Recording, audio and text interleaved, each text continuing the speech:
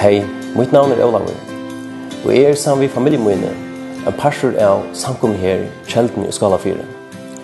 Jeg ønsker det at tåse vi til om hvordan du kan mottake frelsen i Jesus, og ønsker døyla trøst i hvordan du kan mottake hese frelsen. Bibelen sier at i det er frelsedævren, og Bibelen sier at i det om du kjenner rødt herrens, så her er ikke gjørst tikkere. Om du kjenner rødt herrens benka av tine hjertedyr, om du kjenner Jesus benka av tine hjertedyr i det, så her er ikke til hjertet. Utsett ikke, men mottake Jesus og så store frelse, og så store gaver som Gud bjør til her i det. Sti alt for å mottake hese frelse. Det er at vi kjenner at Jesus døde for tøyne synder. Bibelen sier at Jesus bærer okkara synder. Bibelen sier at det var okkara synder som han bærer, og at Jesus kom inn i heimen. Bibelen sier også at Jesus kom inn i heimen av frelsa syndere. Om vi ikke vil virkjenne at Jesus døde for okkara synder, om vi ikke vil akseptere at det var okkara synder, det var mine synder som Jesus døde for, så sier vi ørenåren at vi ikke bruk for Jesus frelsen. Så sti nummer 8, for å mottake seg frelsen, det er at vi virkjenner, at vi aksepterer, godtaker, at det var mine synder Jesus døde for.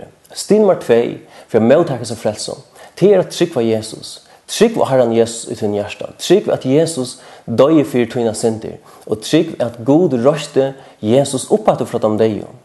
At trygg var Jesus er ikke en kjensla. Og at trygg var Jesus er heller ikke at du skal skilje alt ved din høtte.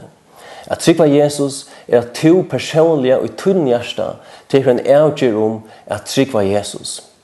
Nå, stil nummer 3 for at mottake Jesus frelse og Jesus, det er at du i munnet tøynen gjøtter Jesus som Herre. Sier vi til munnet harsht, så er at du høyre til sjølvan. Sier vi til munnet, jeg trygg ved Jesus. Jeg trygg ved at Jesus døde for mine synder. Jeg trygg ved at Gud røste Jesus fra en deg. Og jeg trygg ved at Jesus er Herre. Bibelen sier at om du ved munnet tøynen gjøtter Jesus som Herre, og tror til hjertan at Gud røste fra en deg, så skal du være frelst.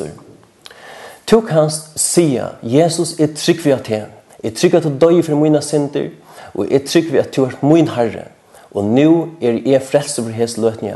Du kan også be hese bøn etter meg, og teke hese bøn opp etter meg, fra tøynen hjerte av. Du kan be hese bønene og si, gå feir, jeg kattler av til nå, og i navnet Jesus er. Og jeg ber til om å komme til mitt hjerte. Jeg trygg ved at Jesus døde for mine synder, og jeg ber om å fyrirgjeva meg alle synder mine, og røytsa meg for alle synd. Jeg trygg ved Jesus, og i det så gjørte jeg Jesus som Herre, og jeg mottaker Jesus Kristus inn mot hjerte. Og jeg takkar for at jeg fra hese løtene av er til baden, og er frelstur. Nå, om du ber seg bønene, så sier øysen vi mer, hette her, at jeg trygg ved Jesus, og jeg har i det gjørte Jesus som Herre, og tog er jeg fra hese løtene frelstur. Nå, Gud valgt signe til, og styrke til å følge Jesus. Og det er også viktig for deg, for hese løtene av, at du finner en samkommer, at komme til Guds folk som du kan samles ved, og så at du kan høre Guds ord. Og om du ikke kjenner noen samkommer, så er du alltid velkommen å vidje oss her i Kjelden.